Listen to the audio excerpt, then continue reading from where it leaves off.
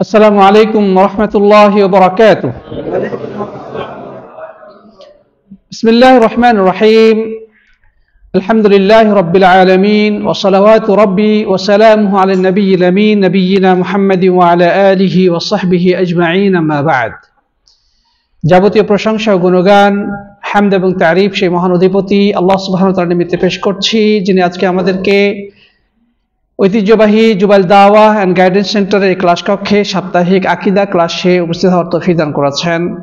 এই জন্য আমরা অবনত মস্তকে মহান রাজাধিরাজ আল্লাহ সুবহানাহু ওয়া তাআলার দরবারে কালিমাতে শুকর তথা কৃতজ্ঞতাবান উচ্চারণ করি, সকলেই পড়ি আলহামদুলিল্লাহ। অতঃপর সালাত সালাম এবং অবারিত শান্তির ধারা বর্ষিত হোক প্রাণপ্রিয় নবী, আখিরি নবী, আল্লাহ সুবহানাহু ওয়া তাআলা যাকে বিশ্ব মানবতার কাছে সত্য, সুন্দর এবং ন্যায়ের পতাকা বাহী মহাগ্রন্থ আল কোরআনে কারীম সহকারে দুনিয়ার বুকে প্রেরণ করেছিলেন। আসুন আমরা সেই প্রিয় নবীর প্রতি হৃদয়ের সবটুকু আবেগ, ভালোবাসা এবং উচ্ছ্বাস মিশিয়ে সালাত ও সালাম পেশ করি, সকলে পড়ি সাল্লাল্লাহু আলাইহি ওয়াসাল্লাম। প্রাণ উপস্থিতি আমাদের সাথে বন্ধুগণ, আনিল ইরবাদ ইবনে সারিয়াহ রাদিয়াল্লাহু তাআলা আনহু قال وعظنا رسول الله صلى الله عليه وسلم موعظة بليغة ظرفت منها العيون ووجلت منها القلوب فقال قائل يا رسول الله كأنها موعظة مودع فما تعهده إلينا فقال أوصيكم بتقوى الله والسمع والطاعة وإن كان عبدا حبشيا فإنه من يعش منكم فسيرى اختلافا كثيرا فعليكم بسنتي وسنة الخلفاء الراشدين المهديين من بعدي تمسكوا بها وعضوا عليها بالنواجذ وإياكم ومحدثات الأمور فإن كل محدثة بدعة وكل بدعة ضلالة. رواه أبو داود الترمذي وصححه وابن ماجه. وفي رواية لقد تركتكم على البيضاء ليلها كنهارها لا يزيغ عنها بعدي إلا هالك ومن يعش منكم فسيرى اختلافا كثيرا إلى آخر الحديث. প্রিয় উপস্থিতির সাথে বন্ধুগণ, আমরা যে লম্বা হাদিসটা শুনলাম, এই হাদিসটি আমার মনে হয় যে সহিহ সুন্নাহ আলেমদের দার্সে যারা বসে কম বেশি সবাই এই হাদিসটি শুনে থাকবেন। আমাদের সহিহ সুন্নাহ আলেমগণ এই বিষয়ে তারা অত্যাধিক গুরুত্ব আরোপ করে থাকেন এবং মূলত এই হাদিসটি একজন মানুষের জীবন চলার পথে একটা মাইল ফলক। এই হাদিসের আলোকেই একজন মানুষের আকীদা এবং মানহাজ পরিচালিত হতে পারে। একজন মানুষের জীবনের পথনির্দেশিকা হচ্ছে হাদিসটি। সে কোন আকীদা গ্রহণ করবে, কোন মানহাজ গ্রহণ করবে, কোন মানহাজে সে পরিচালিত হবে, মূলত এই হাদিসটি সেটারই দিক নির্দেশক। প্রিয় বন্ধুগণ, আসুন আমরা হাদিসটি আলোচনা করি। এই হাদিসটি বর্ণনা করেছেন প্রখ্যাত সাহাবী ইরবাদ ইবনে সারিয়া রাদিয়াল্লাহু তাআলা আনহু। তিনি বলছেন যে রাসূল করিম সাল্লাল্লাহু আলাইহি ওয়াসাল্লাম একবার আমাদের সামনে অত্যন্ত বলিষ্ঠ কণ্ঠে, অত্যন্ত চমৎকার ভাষায় বক্তব্য পেশ করলেন এবং তিনি এত সুন্দরভাবে কথা বলছিলেন যে তার বক্তব্যের প্রভাবে আমাদের চক্ষুগুলো অশ্রু সজল হয়ে পড়ল, অর্থাৎ চোখ থেকে পানি বেয়ে পড়তে লাগলো এবং আমাদের অন্তরগুলো ভয়ে ভীত হয়ে উঠল। রাসূল করিম সাল্লাল্লাহু আলাইহি ওয়াসাল্লামের বক্তৃতার ধরনটা এমন ছিল যে বক্তৃতার প্রভাবে আমাদের চোখ থেকে পানি গড়িয়ে পড়তে শুরু হলো, আমাদের অন্তরগুলো ভয়ে প্রকম্পিত হলো বা ভীতগ্রস্ত হয়ে গেল। তো বক্তব্য শেষ করার পরে একজন উপস্থিত সাহাবী প্রিয় নবী সাল্লাল্লাহু আলাইহি ওয়াসাল্লামকে উদ্দেশ্য করে বললেন, হে রাসূল, আজকে আপনার বক্তব্য শুনে মনে হলো যে এটা যেন বিদায়ী বক্তব্য।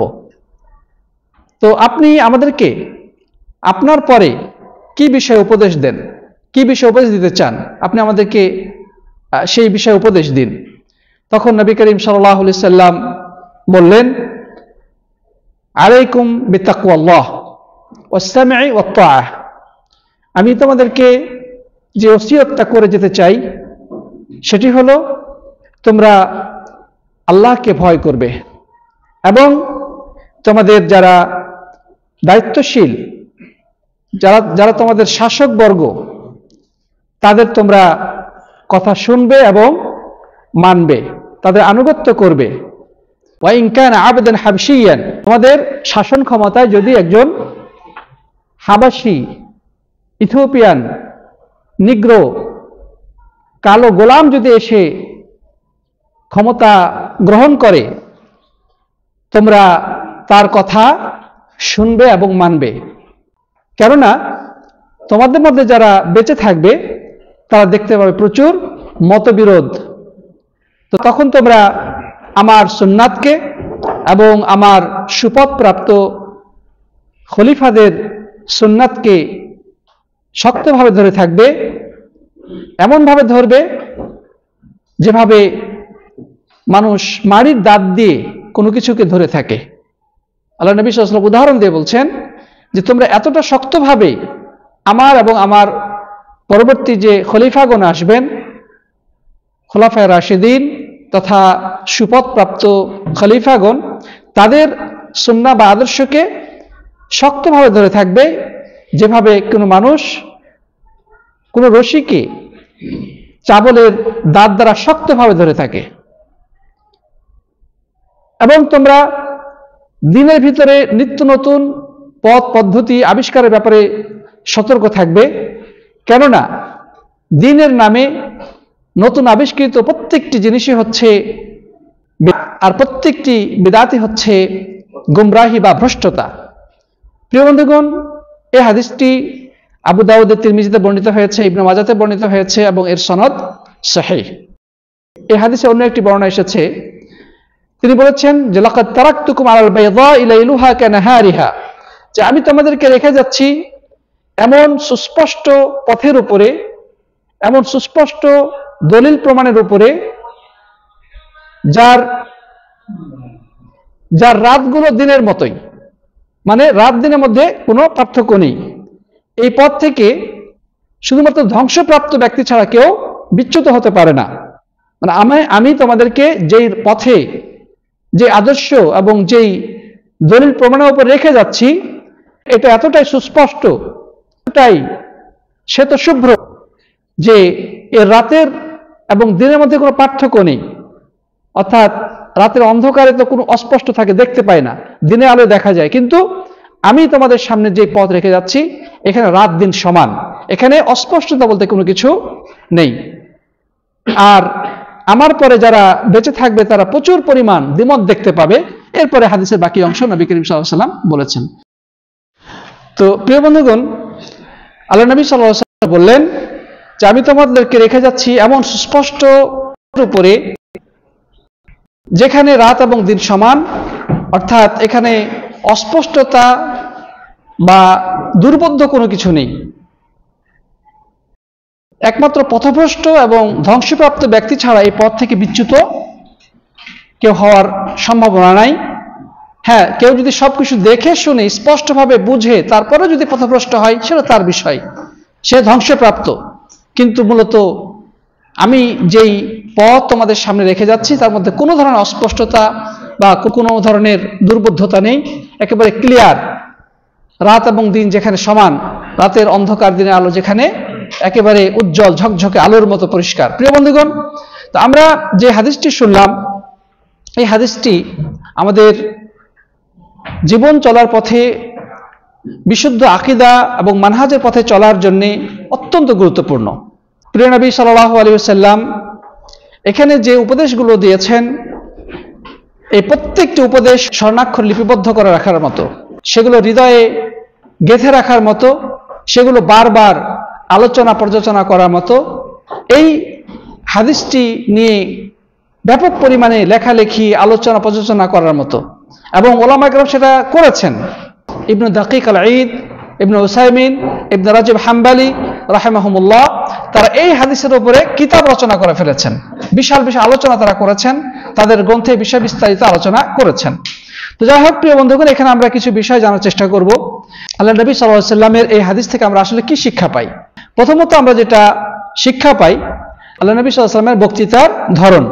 নবী করিম সাল্লাল্লাহু আলাইহি ওয়াসাল্লাম কিভাবে বক্তব্য দিতেন তার একটা ধরন এখানে বর্ণিত হয়েছে, আর সেটা হচ্ছে মাউইযাতান বালিগা। মাউইযা শব্দের অর্থ হচ্ছে উপদেশ, বালিগা মানে অত্যন্ত বলিষ্ঠ এবং সুস্পষ্ট বক্তব্য।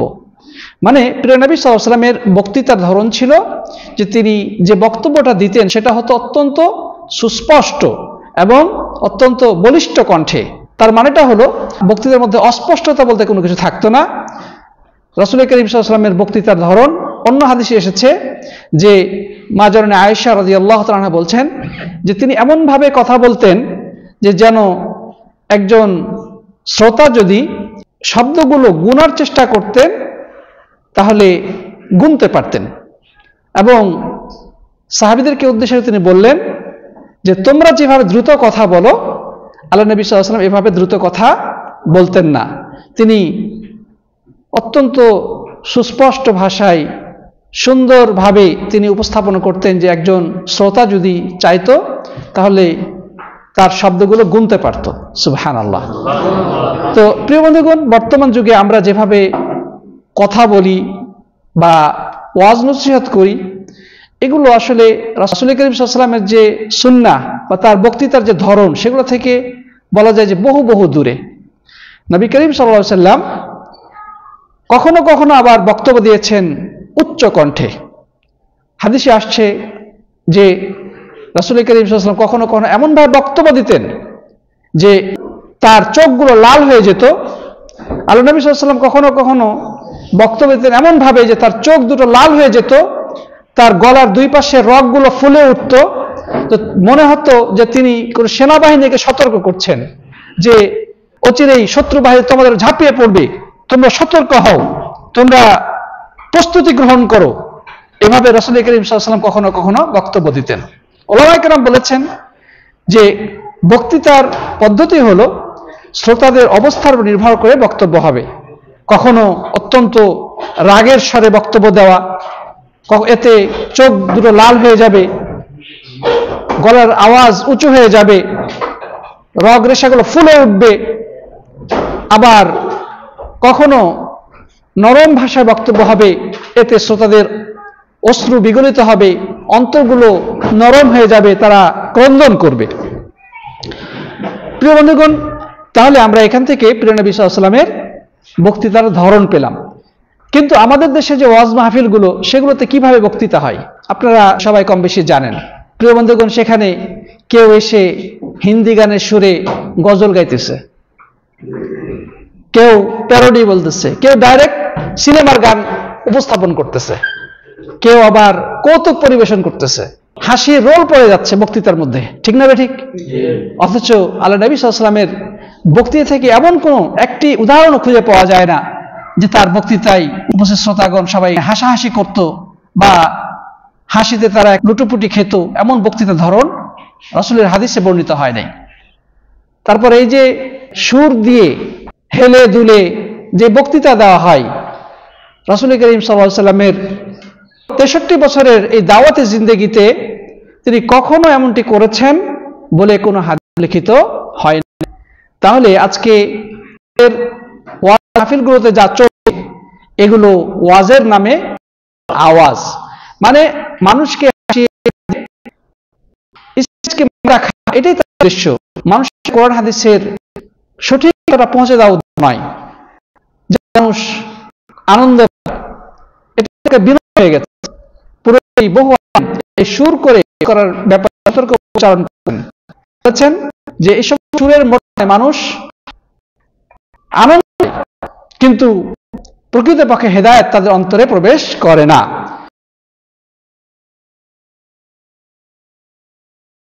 অনেক আলেম এই সুরকে মিউজিকের সাথে তুলনা করেছেন, যে মিউজিক যেভাবে মানুষকে প্রভাবিত করে, তাদের মধ্যে এক ধরনের আবেগ এবং উচ্ছ্বাস তৈরি করে, এই সুরের লহরী, সুকণ্ঠের হেলে দুলে এই সুরেলা বক্তব্য, এগুলো মানুষের মধ্যে ওই মিউজিকের মতো এক ধরনের উচ্ছ্বাস তৈরি করে, মানুষ হেদায়েত থেকে বিচ্যুত হয়ে যায়। কোন আলেম এইভাবে বক্তব্য হতে না। কিছু কিছু এই সুর দিয়ে বক্তব্য দেওয়াকে বিদআত হিসেবে আখ্যা করেছেন। প্রিয় বন্ধু, তাহলে রাসূল করিম সাল্লাল্লাহু আলাইহি ওয়াসাল্লামের ধরন যদি আমরা দেখি, আমরা এই হাদিস থেকে যেটা তিনি এমন ভাষায় বক্তব্য দিয়েছেন, কেঁদেছে, তাদের অন্তরগুলো নরম হয়ে গেছে, তারা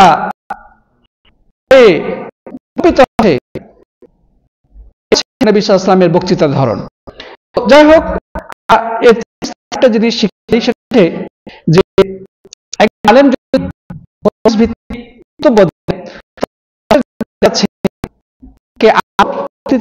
অনুরোধ করতে পারে, করলে বক্তাকে আরো বেশি যেভাবে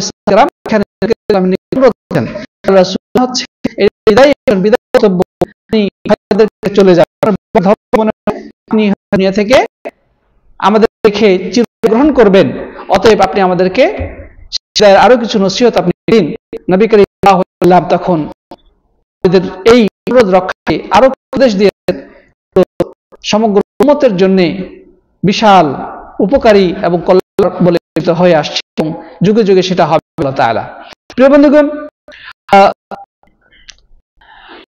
কখনো ক্ষেত্রে মানে বক্তৃতার ক্ষেত্রে চিরচারিত যে অভ্যাস, সে অভ্যাস ক্রমেই বক্তব্য দেওয়া যাচ্ছে, শ্রোতারা সেখান থেকে নতুন কিছু বুঝতে পারে। যেমন রাসূল করিম সাল্লাল্লাহু আলাইহি ওয়াসাল্লাম বক্তব্য দিতেন, সাহাবাগণ শুনতেন, তারা ছিল ভিন্ন ধরনের, শ্রোতাগণ বুঝতে পেরেছেন যে নবী সাল্লাল্লাহু আলাইহি ওয়াসাল্লাম হয়তো আমাদেরকে রেখে দুনিয়া থেকে চিরবিদায় গ্রহণ করে নিচ্ছেন, তার রবের দরবারে সাড়া দিয়ে চলে যাবে। তো এটা একজন বক্তার জন্য জায়েজ আছে যে সাধারণভাবে তিনি যেভাবে বক্তৃতা দেন এর ব্যতিক্রম ভাবে তিনি বক্তব্য দিতে পারেন, যেন শ্রোতারা তার অবস্থার সম্পর্কে ধারণা পেতে পারে। তারপরে প্রিয় বন্ধুগণ, একজন আলেমের উচিত বক্তৃতার মধ্যে এমন কথা বলবেন যেটা মানুষের হৃদয়কে প্রভাবিত করবে, মানুষের অন্তরকে নরম করবে এবং অনেক সময় তার চোখ বেয়ে পানি গড়িয়ে পড়বে, তার ভিতরে আল্লাহভীতি সৃষ্টি করবে, জাহান্নামের আগুনের ব্যাপারে তার মনে ভয় তৈরি হবে। তাই একজন আলেমের এই বিষয়গুলো লক্ষ্য রেখে বক্তৃতা দেওয়া উচিত। প্রিয় বন্ধুগণ, আল্লাহ রাসূল সাল্লাল্লাহু আলাইহি ওয়াসাল্লাম তিনি আল্লাহর পক্ষ থেকে যে সত্য নবী, তার প্রমাণ এই হাদিস থেকে সুস্পষ্ট হচ্ছে। সেটি হচ্ছে যে তিনি বলেছেন যে অচিরেই তোমরা দেখতে পাবে চরম মতবিরোধ, এবং এটা বাস্তবায়িত হয়েছে। রাসূল করিম সাল্লাল্লাহু আলাইহি ওয়াসাল্লামের পরে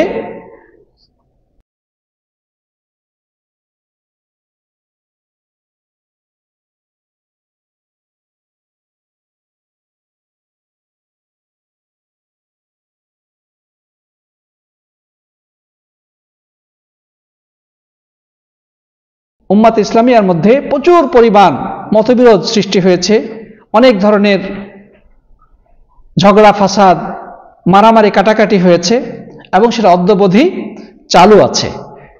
প্রিয় বন্ধুগণ, তো এই যে দ্বিমত হওয়া, এটা রাসূল করিম সাল্লাল্লাহু আলাইহি ওয়াসাল্লামের একটা ভবিষ্যৎবাণী, যেটা তিনি আজ থেকে 1400 বছর আগে করে গেছেন। অতএব আমরা যদি মনে করি যে সব দ্বিমত দূর হয়ে যাবে, আমরা সব এক হয়ে যাব, এটা সম্ভব না।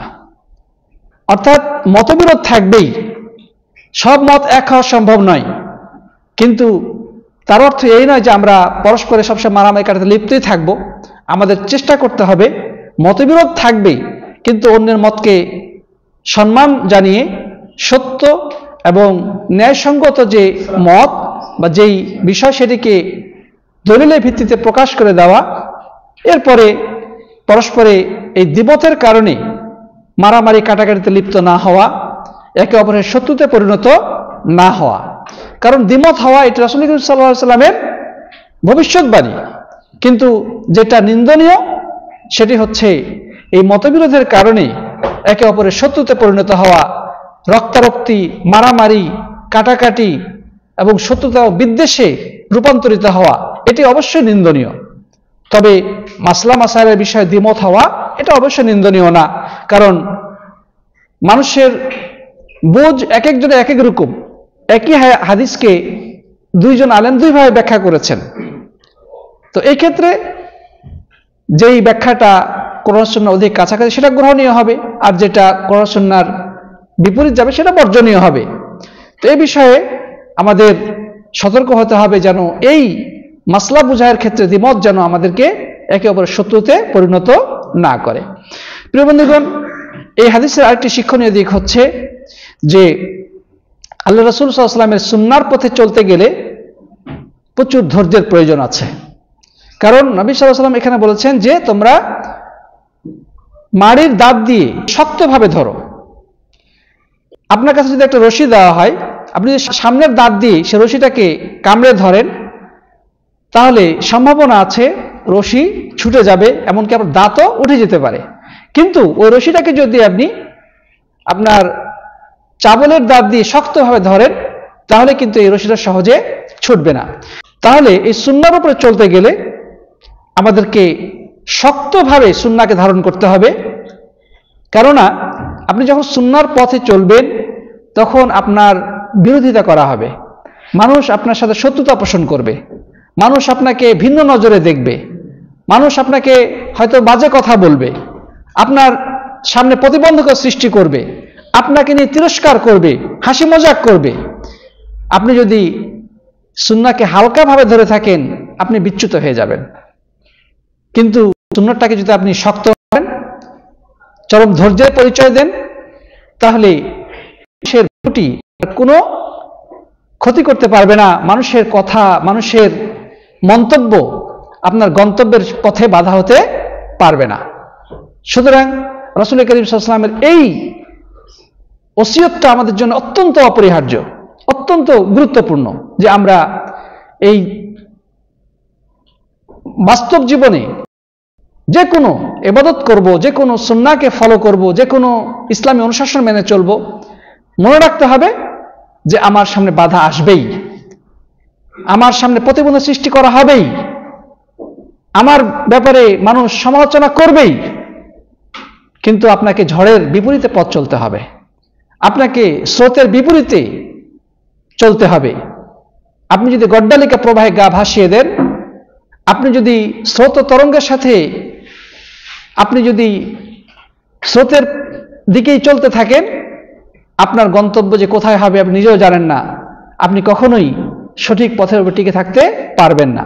এই জন্যে এই হাদিসের যেটা শিক্ষা, প্রিয় সাথী বন্ধুগণ, সেটি হচ্ছে যে আমাদেরকে সুন্নাহর পথে টিকে থাকতে হলে শক্ত মনোবল, পরম ধৈর্য এবং সুদৃঢ় ইচ্ছা আপনার মধ্যে থাকতে হবে, এবং সব ধরনের মন্তব্য, সব ধরনের কটু কথা, চোখ রাঙ্গানি, বিরোধিতা সবকিছুকে উপেক্ষা করেই চলতে হবে। আল্লাহ তাআলা আমাদের সবাইকে তৌফিক দান করুন, আল্লাহুম্মা আমিন। প্রিয় বন্ধুগণ, এখানে আরেকটি বিষয় আমরা শিখতে পারছি, সেটা হচ্ছে যে এখানে বেদাতের একটা কথা বলা হয়েছে যে বেদাত, বেদাত বলতে কি বোঝায়? বেদাত বলা হয় শরীয়তের মধ্যে যার কোনো আসল বা ভিত্তি নাই এমন কোন জিনিস আবিষ্কার করা, এটার নামে হচ্ছে কি বেদাত।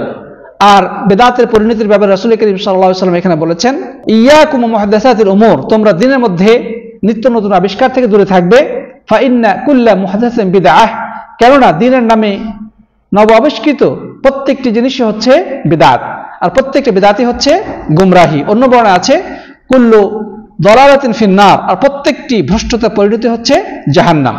তো সাথী বন্ধুগণ, বিদআত মূলত নকল পণ্যের মতো। বাজারে আপনি যে কোনো একটা ব্র্যান্ডের পণ্য কিনতে যাবেন, দেখবেন যে ওই ব্র্যান্ডেড পণ্যের পাশে নকল পণ্য বসে আছে। আপনি যদি একটু অসতর্ক হন তাহলে দেখবেন যে আপনি নকল পণ্য বাড়িতে নিয়ে চলে আসছেন, এসে দেখবেন আপনি ঠকে গেছেন। কেননা দেখতে ওই আসল পণ্যের মতোই মনে হচ্ছে, কিন্তু এটা আসল না, এটা হচ্ছে নকল। প্রিয় বন্ধুগণ, দিনের মধ্যে এরকম অসংখ্য ফেক জিনিস চালু করা হয়েছে, যেগুলো দেখতে শুনতে খুব আকর্ষণীয়, একেবারে অবিকল কোরআন হাদিসের মতোই মনে হচ্ছে, কিন্তু আদতে সেটা কোরআন হাদিসের সম্পূর্ণ বিপরীত। তো এগুলো হচ্ছে ধর্মের নামে অধর্ম, দিনের নামে এক শ্রেণীর মানুষের তৈরি করা মতবাদ, যেগুলো আমাদের সমাজে খুব সুন্দরভাবে চালিয়ে দেওয়া হয়েছে, এবং এক শ্রেণীর বক্তা আছে যারা এই নকল পণ্যের বিক্রেতা, যারা ওয়াজের মাহফিলে, যারা সোশ্যাল মিডিয়ায়, যারা মসজিদের মিম্বারে দাঁড়িয়ে এইসব নকল পণ্য বিক্রয় করে থাকে, আর সাধারণ মানুষ অজ্ঞতাবশত এগুলোকেই আসল পণ্য মনে করে গ্রহণ করছে। প্রিয় বন্ধুগণ, এই জন্যে আমাকে আপনাকে সচেতন হতে হবে। আপনি যদি অসচেতন হন তাহলে আপনার দিন দুনিয়া উভয়টাই ধ্বংস হতে বাধ্য। কারণ নবী করিম সাল্লাল্লাহু আলাইহি সাল্লাম বলেছেন যে কুল্লু বিদআতিন দালালাহ, প্রত্যেকটি বিদআত হচ্ছে ভ্রষ্টতা, আর ভ্রষ্টতার পরিণতি হচ্ছে জাহান্নাম। হাদিসের নামে ফেক হাদিস, ফজিলতের নামে বানোয়াট হাদিসের ভিত্তি করে ফজিলত বয়ান চলতেছে, আমলের নামে মিথ্যাচার। হুজুররা দাড়ি টুপি পাগড়ি সবকিছুই ঠিক আছে, কিন্তু তারা যেটা বয়ান করতে সেগুলো হচ্ছে সম্পূর্ণ ভুয়া, দলিল বহির্ভূত অথবা দুর্বল, অথচ সাধারণ পাবলিক সেগুলো বোঝার ক্ষমতা রাখে না, যার কারণে তারা পথভ্রষ্ট হচ্ছে, নিজেরা পথভ্রষ্ট হচ্ছে, অন্যদেরকে পথভ্রষ্ট করছে। সুতরাং একজন সচেতন মুমিনের জন্য অপরিহার্য হচ্ছে সতর্ক হওয়া, সাবধান হওয়া। যখনই তার সামনে প্রকাশিত হবে যে এই কথাটি জাল, এই হাদিসটি বানোয়াট, বা এই আমলটি অগ্রহণযোগ্য, এই বর্ণনাটি দুর্বল, তখনই সেটাকে ডাস্টবিনে ছুঁড়ে ফেলতে হবে। কোনোভাবে সেটাকে গ্রহণ করা যাবে না, বা সেটার প্রতি অবিচল থাকা যাবে না। সেটা জীবনের যে কোনো পর্যায়ে হতে পারে। আপনি একটা আমল করে আসছিলেন 30 বছর যাবত, 50 বছর যাবত, 50 বছর পরে আপনি বুঝতে পারলেন, জানতে পারলেন যে এই আমলটা দলিল নির্ভর নয়, এই হাদিসটি জয়ীফ বা জাল, অথবা এই হুকুমটি তুলনামূলকভাবে দুর্বল, বা যে আমলটা অগ্রাধিকার পাওয়ার মতো এ ব্যাপারে আলেমদের বক্তব্য নাই, বা এ ব্যাপারে কোনো দলিল নাই, তখন আপনার জন্য ওইটাকে ছুঁড়ে ফেলে দেওয়া আবশ্যক। আপনি যদি গোলামি বশত ওটার উপরেই অটল থাকেন তাহলে আপনি পথভ্রষ্ট, জেনে বুঝে যেহেতু আপনি এই কাজটা করছেন। আল্লাহ তাআলা আমাদের সবাইকে হেফাজত করুন, পড়ি আল্লাহুম্মা আমিন। তো প্রিয় বন্ধুগণ, রাসূল করিম সাল্লাল্লাহু আলাইহি ওয়াসাল্লাম এখানে যে উপদেশটি দিয়েছেন সেটা হচ্ছে আলাইকুম বিতাকওয়াল্লাহ, তোমরা আল্লাহকে ভয় করো, আল্লাহকে ভয় করো। এই ওসিয়ত যুগে যুগে সকল নবী রাসূল তার উম্মতদেরকে করেছেন যে তোমরা আল্লাহকে ভয় করো। আল্লাহ তাআলা নিজে কোরআনে বহু জায়গায় বলেছেন যে তোমরা আল্লাহকে ভয় করো, আল্লাহকে ভয় করো। রাসূল করিম সাল্লাল্লাহু আলাইহি ওয়াসাল্লাম বহু বক্তব্যে তিনি এই কথাটাই বলেছেন যে আল্লাহকে ভয় করো। বরং নবী আকরাম সাল্লাল্লাহু আলাইহি ওয়াসাল্লাম অধিকাংশ ক্ষেত্রে তিনি যখন বক্তব্য শুরু করতেন তখন তিনি সেই বক্তব্যের শুরুতেই আল্লাহর ভয়ের কথা স্মরণ করে দিতেন। আল্লাহর ভয় বলতে কি বোঝায়? আল্লাহর ভয় বলতে বোঝায় যেমনটি ইবনে তাইমিয়া রাহিমাহুল্লাহ বলেছেন, ওয়া আন তাজআলা বাইনাকা ওয়া বাইনা আযাবিল্লাহি বিকায়াতান বিফিল আওয়ামির ওয়া তারকিন নাওয়াহি, যে তুমি তোমার মাঝে এবং জাহান্নামের আগুনের মাঝে একটা পার্টিশন বা একটা প্রতিবন্ধকতা, একটা একটা প্রাচীর তৈরি করবে। মানে তোমার মাঝে এবং জাহান্নামের আগুনের মাঝে একটা প্রতিবন্ধকতা, প্রাচীর তৈরি করবে দুইটি কাজের মাধ্যমে। বিফিল আওয়ামির, আল্লাহর আদেশগুলোকে বাস্তবায়নের মাধ্যমে, ও তারকিন নাওয়াহি, এবং আল্লাহর নিষেধকৃত জিনিস থেকে দূরে থাকার মাধ্যমে। যখনই একজন মানুষ আল্লাহর আদেশগুলো বাস্তবায়ন করবে এবং তার নিষেধগুলো থেকে দূরে থাকবে, সে মূলত জাহান্নামের সামনে একটা পার্টিশন তুলে দিল, একটা প্রতিবন্ধকতা, একটা প্রাচীর, একটা আড় তৈরি করলো, যার কারণে জাহান্নামের লেলিহান অগ্নি তাকে স্পর্শ করবে না, অর্থাৎ জাহান্নাম থেকে বেঁচে যাবে। এই জিনিসটার নামই হচ্ছে কি? তাকওয়া। মানে তাকওয়া হচ্ছে একটা ঢাল স্বরূপ, তাকওয়া হচ্ছে একটা ঢাল স্বরূপ। যখন একজন মানুষের ভিতরে তাকওয়া বা পরহেজগারিতা থাকে, আল্লাহ ভীতি থাকে, তখন সে নিজেকে অনেক ধরনের গুনাহ থেকে বাঁচাতে পারে।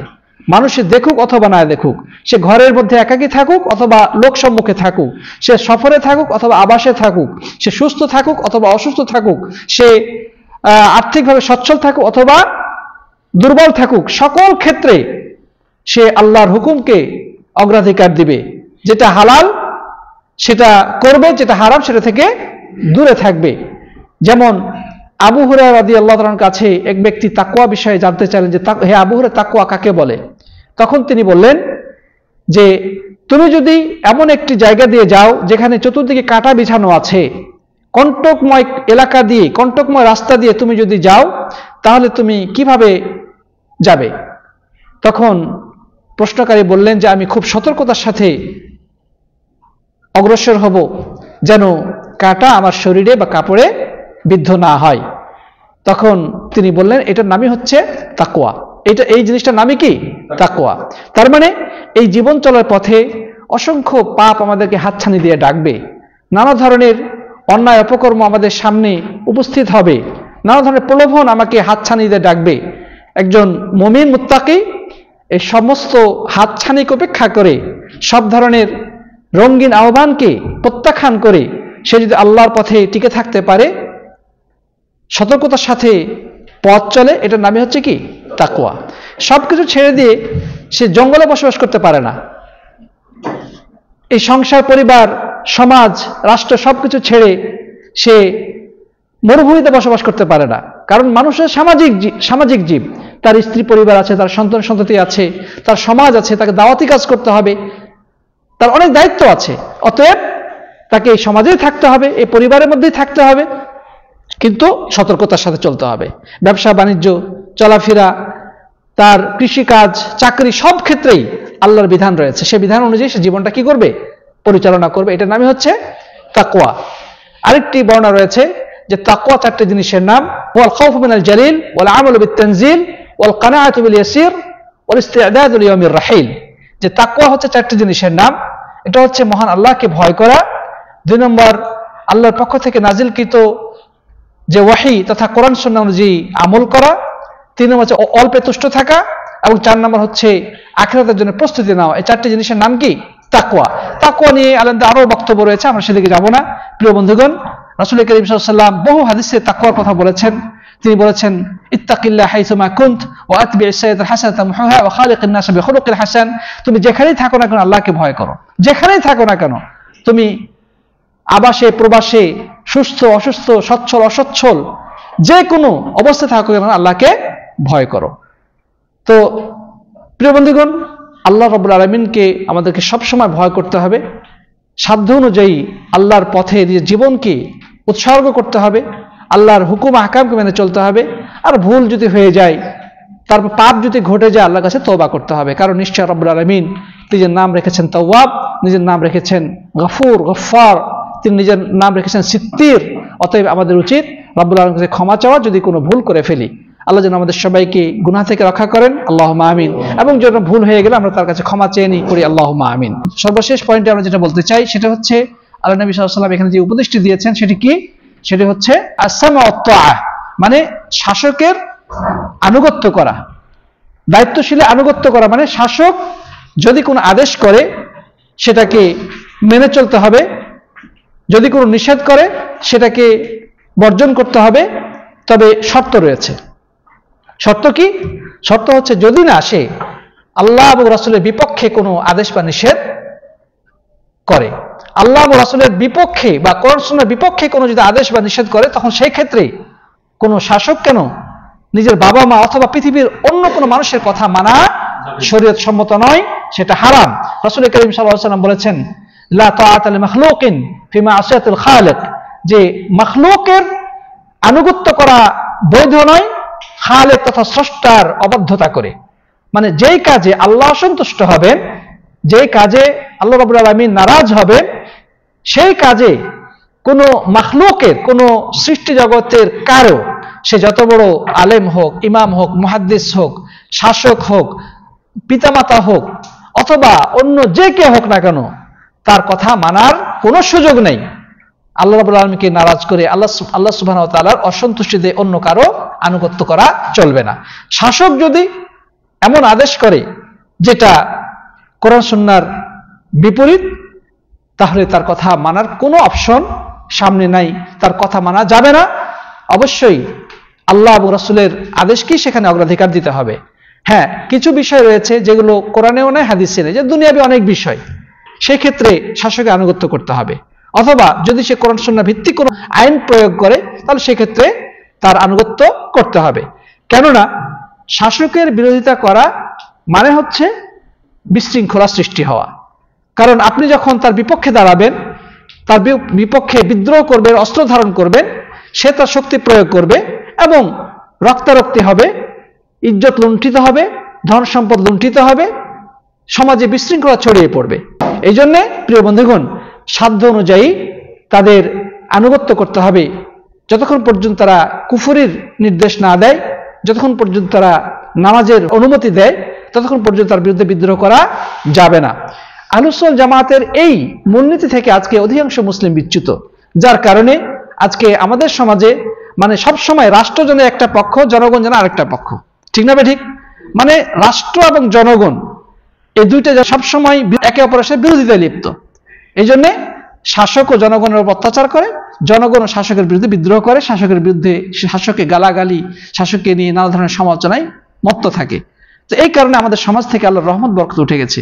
কিন্তু যদি জনগণ এবং শাসক একসাথে ইসলামের জন্য কাজ করত, দেশের জন্য কাজ করত, মানুষের জন্য কাজ করত, তাহলে নিঃসন্দেহে দেশটা রহমত বরকতে ভরে উঠত, তার মধ্যে কোনো সন্দেহ নাই। আল্লাহ যেন আমাদের সমাজকে এই সমস্ত ফিতনা ফাসাদ থেকে রক্ষা করেন, আল্লাহুম্মা আমিন। মূলত এই মনোভাবগুলো এসেছে শিয়া রাফিজিদের থেকে এবং এসেছে খারেজি সম্প্রদায় থেকে। এই যে শাসকের বিরোধিতা, কথায় কথায় রাষ্ট্রের বিরুদ্ধে হরতালের ডাক দেওয়া, ধর্মঘটের ডাক দেওয়া, এই যে জিনিসগুলো, এগুলো মূলত ইসলামের সাথে কোনো সম্পর্ক নেই। এগুলো এসেছে শিয়া রাফিজি থেকে, এগুলো এসেছে খারেজি মতবাদ থেকে, আর এসেছে তথাকথিত পাশ্চাত্যের গণতন্ত্র থেকে। আল্লাহ যেন এই সমস্ত ফিতনা থেকে জাতিকে রক্ষা করেন, আল্লাহুম্মা আমিন। তো প্রিয় বন্ধুগণ, আমরা কথা লম্বা করতে চাই না। এই হাদিস থেকে আসলে অনেক কিছুই শিক্ষণীয় রয়েছে। এই হাদিসটা নিয়ে যদি আরো ব্যাপকভাবে পড়াশোনা করি, আরো বেশি স্টাডি করি, এই বিষয়ে আরো বেশি জানার চেষ্টা করি, ইনশাআল্লাহ আমরা এখানে আরো অনেক কিছুই জানতে পারবো। আল্লাহ তাআলা সবাইকে তৌফিক দান করুন, আল্লাহুম্মা আমিন। বারাকাল্লাহু লানা ওয়া লাকুম ফিল কোরআনিল আযীম ওয়া নাফা'না ওয়া ইয়্যাকুম বিল আয়াতি ওয়া যিকরিল হাকীম ফাস্তাগফিরুহু ইন্নাহু হুয়াল গফুরুর রহিম।